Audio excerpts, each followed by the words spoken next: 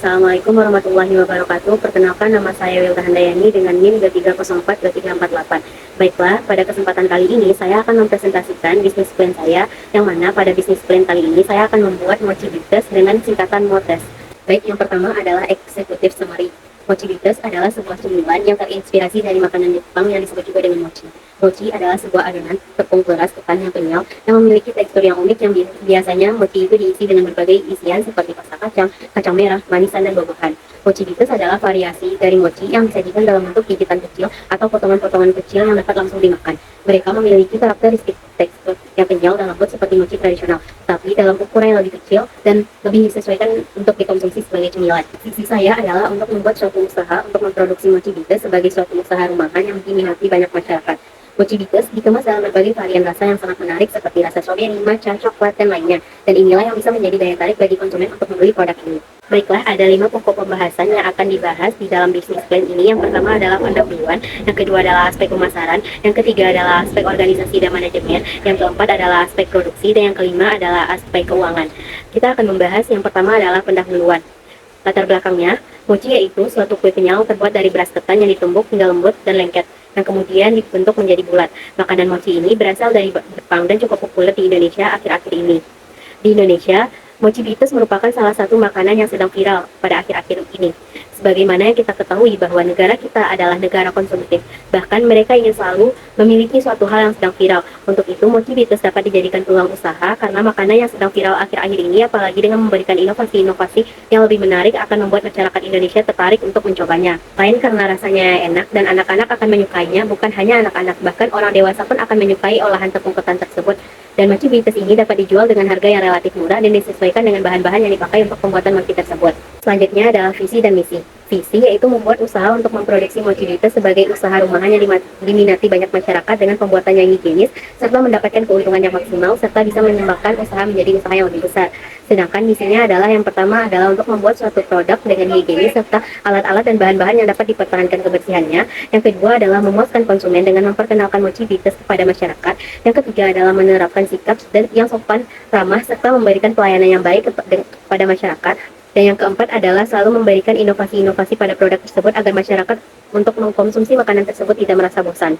Tujuan dari pembuatan usaha ini adalah yang pertama untuk mendorong mahasiswa agar lebih sukses dalam berwirausaha. Yang kedua adalah untuk membuka lapangan pekerjaan bagi masyarakat yang membutuhkan lapangan pekerjaan. Yang ketiga adalah menyediakan makanan yang pas dan nikmat, harga yang terjangkau, dan memberikan pelayanan yang baik dan berkualitas untuk kepuasan kepada para pelanggan, serta mengembangkan usaha mochi bites ini ke arah yang lebih maju. Selanjutnya adalah aspek pemasaran. Yang pertama, gambaran umum pasar atau STP. Segmen pasar dari usaha mochi bites dapat mencakup beberapa kelompok konsumen yang memiliki minat dan preferensi terhadap makanan ringan, khususnya mochi, seperti penggemar mochi, penggemar makanan yang mengikuti tren, pecinta makanan ringan di selingkup Universitas Negeri Padang. Target dari pasar merupakan sasaran khusus bagi konsumen potensial dari usaha kita. Target pasar dari usaha mochi bites dapat meliputi beberapa kelompok konsumen seperti anak-anak hingga orang dewasa, pecinta dan penikmat makanan. Selanjutnya adalah permintaan. Jika ditinjau dari lokasi usaha produk, kemungkinan banyak yang akan membeli produk ini. Di samping produk ini adalah makanan yang sempat akhir-akhir ini viral di media sosial dan juga didukung karena tidak adanya pesaing yang menjual produk seperti yang saya tawarkan. Selain itu, harga yang murah juga mungkin bisa menjadi faktor penarik bagi konsumen untuk membeli produk yang saya tawarkan. Selanjutnya adalah penawaran. Jika ditinjau dari produk makanan yang saya buat, dalam satu hari saya bisa menghasilkan 24 box mochi bites karena ini merupakan usaha kecil-kecilan dan tidak mempunyai perusahaan ataupun pabrik ataupun karyawan. Tetapi apabila setelah saya perhitungkan kembali, jika saya memiliki 1 orang karyawan, maka saya bisa menghasilkan 48 box mochi bites dalam satu hari, yang mana dalam satu box mochi bites itu terdapat 5 buah mochi yang sudah tersedia juga dengan krim vanilla dengan Oreo crumble. Satu box mochi bites itu dihargai dengan harga 12.000 dan itu relatif murah. Selanjutnya adalah rencana penjualan. Rencana penjualan yang pertama adalah yang harus saya lakukan adalah untuk melakukan observasi di daerah sekitar tempat tinggal saya. Kebetulan adalah saya adalah anak kos yang ngekos di Jalan Enggang Raya, yang mana di daerah itu banyak sekali anak-anak dan juga anak kos, yang mana dari situ kita bisa menjual produk tersebut, yang mana makanan ini banyak digemari mulai dari anak-anak hingga orang dewasa. Selain itu, mochi bites juga diberikan sentuhan inovasi yang lainnya. Kita juga bisa memanfaatkan media sosial untuk mempromosikan produk ini agar bisa lebih dikenal banyak orang. Juga bisa ditawarkan kepada kafe-kafe yang menerima makanan-makanan kekinian, yang mana ini bisa membuat jejaring dari penjualan produk semakin luas lagi. Kita juga bisa memasukkan produk yang kita miliki ini ke dalam sebuah bazar makanan atau pameran makanan. Untuk strategi pemasarannya, yang pertama adalah produk. Saya akan membuat mochi bites dengan rasa coklat dan juga diberikan vanilla cream dan juga Oreo crumble. Selain dari rasa coklat, saya juga akan memberikan variasi yang lainnya yang berbeda-beda, seperti misalnya rasa red velvet, tiramisu, dan lain sebagainya. Yang kedua adalah price. Untuk harga dari produk tersebut sangatlah terjangkau. Untuk satu boxnya yang berisi 5 buah mochi bites itu saya hargai dengan harga 12.000 yang sudah terdapat vanilla cream dan juga Oreo crumble. Yang selanjutnya adalah promosi. Strategi mengenai bagaimana cara produk saya agar bisa dikenal oleh konsumen melalui beberapa cara, yaitu salah satunya adalah melakukan promosi di media sosial seperti Instagram ataupun WhatsApp atau aplikasi online lainnya, atau menjual ke teman-teman kampus, menjual di sekitar lingkungan kos. Yang selanjutnya adalah placement di rumah dan langsung diberikan kepada konsumen jika mendapatkan pesanan melalui media sosial, atau dapat juga langsung ditawarkan kepada teman-teman yang ada di kampus. Yang kelima adalah people, yaitu saya sendiri karena ini adalah produk rumahan, maka yang akan menjual dan juga akan mempromosikannya adalah diri saya sendiri. Dan yang keenam adalah proses, yaitu dengan membuat sebuah konten yang menarik yang terkait dengan produk tersebut, entah itu cara pembuatan ataupun promosi agar produk mochi bites ini bisa lebih dikenal oleh banyak orang. Yang ketiga adalah aspek organisasi dan manajemen. Pertama adalah aspek organisasi. Nama perusahaan adalah Mochi Bites atau Motes. Nama pemiliknya adalah saya sendiri, Wilda Handayani. Alamatnya bertempat di Jalan Enggang Raya nomor 22. Kemudian adalah perizinan. Walaupun usaha saya merupakan usaha kecil-kecilan, tetapi juga diperlukan izin, yaitu suatu perizinan untuk usaha level mikro. Perizinannya tidak kompleks, tetapi hanya perlu perizinan dari wilayah sekitar, paling tidak sampai izin dari kecamatan ataupun kelurahan, disertai dengan keterangan dari pihak RT ataupun RW di mana usaha saya berada. Selanjutnya adalah jadwal pelaksanaan kegiatan. Untuk pelaksanaan kegiatan mungkin akan disesuaikan dengan hari-hari di mana saya akan membuka orderan untuk menjual produk yang saya tawarkan. Selain itu, saya juga akan membuka orderan untuk produk mochi bites untuk yang sudah PO pada hari misalnya seperti hari ini, maka pada besok harinya pesanannya telah siap untuk diantarkan ke alamat masing-masing. Yang keempat, kita akan membahas tentang aspek produksi. Yang pertama adalah produk. Mochi bites adalah jenis makanan yang terdiri dari bola-bola kecil yang terbuat dari adonan mochi. Mochi itu sendiri adalah makanan tradisional Jepang yang terbuat dari tepung ketan atau beras ketan yang dikukus dan kemudian diolah menjadi adonan yang kenyal dan lembut. Yang membedakan antara mochi bites dengan mochi biasa adalah ukurannya. Jika mochi yang ukuran biasa itu terkadang lebih besar dan dari mochi bites. Selain itu, terkadang mochi biasa itu terdapat isian buah, sedangkan mochi bites tidak terdapat isian buah di dalamnya. Selanjutnya adalah proses produksi. Untuk cara pembuatan dari mochi bites ini, yaitu yang pertama adalah sediakan sebuah wadah, lalu masukkan tepung ketan putih dan gula pasir. Masukkan sedikit demi sedikit susu dan aduk rata. Yang kedua, masukkan minyak goreng, aduk rata, tuang ke dalam cetakan yang telah diolesi oleh minyak goreng, kukus hingga 20-30 menit. 3. Sambil menunggu kukusan, kita dapat membuat saus kejunya. Masukkan bahan untuk membuat saus seperti keju parut, gula, dan susu full cream dalam panci. Yang keempat adalah masak sambil diaduk hingga mendidih dan masukkan maizena 3/4 yang sudah dilarutkan dalam air sambil terus diaduk sampai sausnya mengental. Yang kelima, apabila ingin hasil yang lebih halus, bisa menyaringnya terlebih dahulu. Yang keenam adalah setelah menunggu kukusan mochi, uleni hingga adonan kalis dan lentur selagi masih panas. Yang ketujuh adalah remas dan tarik adonan hingga lentur untuk mendapatkan adonan yang lebih kenyal. Yang kedelapan adalah bentuk bulat adonan mochi dan balut dengan tepung maizena yang sudah disangrai, atau dapat dengan menggunakan baluran lainnya seperti misalnya bubuk coklat, maca bubuk, ataupun kedelai bubuk. Dan pastikan semua bagian dari mochi tersebut sudah terbaluri. Yang kesembilan adalah untuk toppingnya bisa dengan menghancurkan Oreo sehingga terjadilah Oreo crumble. Dan mochi pun telah siap disajikan, tetapi jika masih memiliki inovasi-inovasi lainnya dengan misalnya seperti memberikan choco chip, itu juga bisa, atau memberikan sprinkle dan lain sebagainya, itu juga tidak apa-apa. Intinya harus ada inovasi ataupun kreasi untuk memberikan sentuhan terhadap mochi tersebut agar masyarakat ataupun pelanggan yang membeli produk tersebut tidak bosan dengan kreasi itu saja.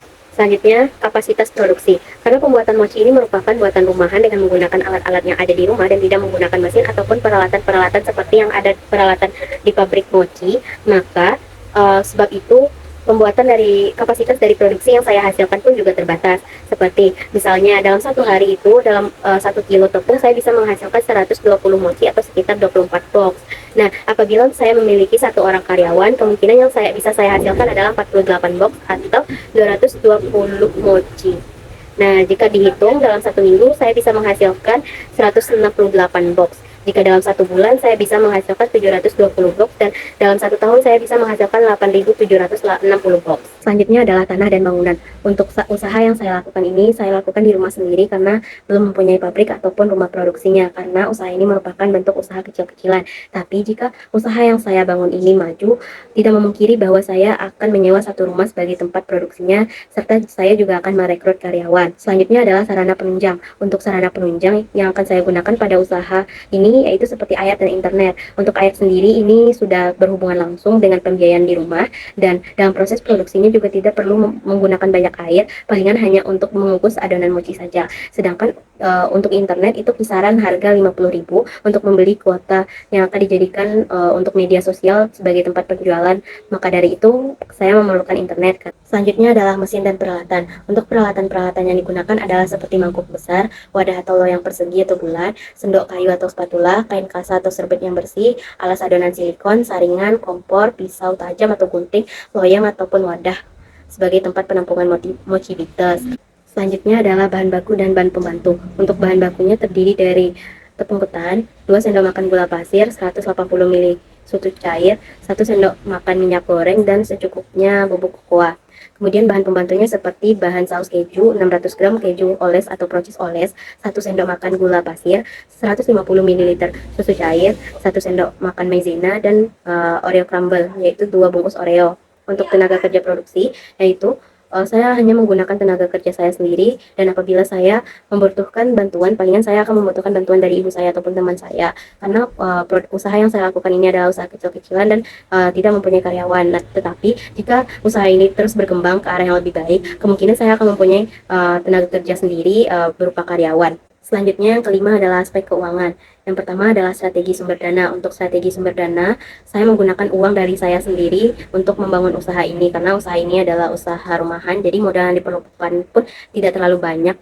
Tetapi apabila bisnis ini berkembang ke area yang lebih besar, mungkin saya akan membutuhkan dana dari pihak bank untuk membesarkan lagi usaha yang telah saya bangun ini. Selanjutnya adalah proyeksi keuangan. Nah, terbagi menjadi ada beberapa biaya. Yang pertama adalah biaya tetap. Biaya tetap itu seperti air, gas, pajak bangunan, listrik. Nah, untuk harga masing-masing ini sudah terdapat di tabel sini, dan harga penjumlahannya pun juga sudah lengkap di sini. Nah, jika usaha saya berkembang dengan baik, yang termasuk dalam biaya tetap ini juga termasuk sebenarnya gaji karyawan. Nah, apabila usaha saya ini lancar, maka kemungkinan saya akan merekrut 1 orang karyawan. Selanjutnya adalah biaya variabel. Nah, yang terdiri dari yang termasuk ke dalam biaya-biaya variabel ini adalah seperti harga-harga dari bahan baku dan juga bahan-bahan tambahan. Nah, di dalam slide ini sudah tertera harga-harga dari harga-harga bahan baku ataupun bahan-bahan tambahan, sehingga harga dari total keseluruhan dari harga bahan baku dan bahan tambahan itu adalah sekitar 126.500 untuk 1 kali produksi. Selanjutnya adalah harga penjualan.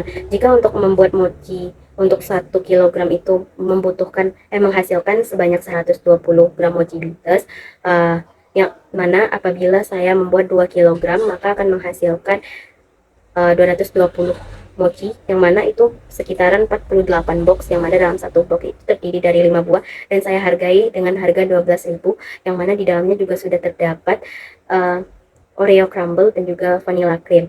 Nah, untuk 1 hari penjualannya adalah 12 dikali dengan 24 menghasilkan 288.000 itu 1 hari jika 1 kilogram yang saya buat. Tetapi jika 2 kilogram maka omset saya 1 hari adalah menghasilkan 576.000 rupiah. Selain itu adalah analisis kelayakan. Analisis investasi dipergunakan untuk mengukur nilai uang atau tingkat pengembalian dari investasi yang ditanamkan pada suatu usaha pada masa yang akan datang. Hal ini sangat penting dilakukan sebelum implementasi investasi yang lebih besar dipertaruhkan. Dana yang sangat besar dengan melakukan berbagai macam stimulasi tersebut akan diketahui besarnya faktor-faktor risiko yang akan dihadapi dan apa yang mempengaruhi layak atau tidak layaknya dari suatu investasi.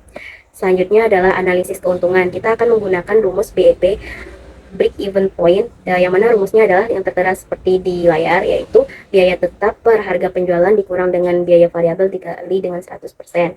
Nah, untuk biaya tetapnya dari slide-slide sebelumnya telah didapatkan, yaitu sekitar 140.000 juga termasuk gaji karyawan. Harga penjualan yaitu hasil dari penjualannya adalah kalau misalnya seandainya dalam 1 hari saya memproduksi untuk 2 kilo, maka itu adalah 48. box. Nah, untuk hasil penjualannya itu adalah Rp576.000. Untuk biaya variabel juga sudah tertera di slide sebelumnya, yaitu sekitar Rp126.500. Nah, dikali dengan 100%, maka yang didapatkan adalah saya mendapatkan keuntungan sekitar 31 ribuan untuk satu hari produksi Mochi Bites. Nah, baiklah, sekian dari materi yang dapat saya sampaikan. Terlebih dan terkurangnya mohon maaf. Saya akhiri dengan Assalamualaikum warahmatullahi wabarakatuh.